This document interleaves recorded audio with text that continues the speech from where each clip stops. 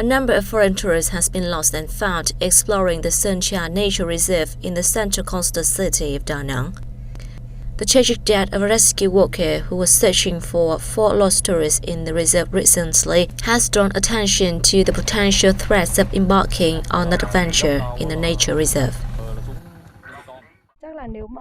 It's the foreigners who get lost. Vietnamese people see no danger, just beautiful landscapes.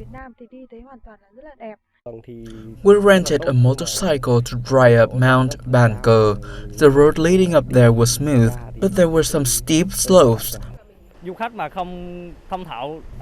Tourists who don't have maps or survival skills may encounter some dangers, like falling down a ravine or being bitten by venomous snakes and insects. Measures need to be taken to ensure tourists stay safe in dangerous parts of nature reserves. Besides local authorities' efforts to raise public awareness of the risks, tourists need to do their research and equip themselves with survival skills and accessories before they head off into nature reserves.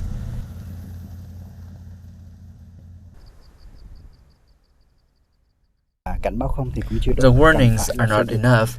Exit roads should be built. We also need to deploy safety measures at all dangerous corners. I think it's a lot easier if you have someone from the area. I don't think, if I didn't know anyone from Da Nang, I wouldn't be able to find it. It's still quite local, I think, you know. There are a couple of guides I see taking people around. We are planning to launch shuttle buses on dangerous routes for tourists to visit Sơn Trà Natural Reserve. More specific guidelines for tourists will also be issued. Sơn Trà Peninsula, as well as other nature reserves, is a tourist magnet for Vietnam.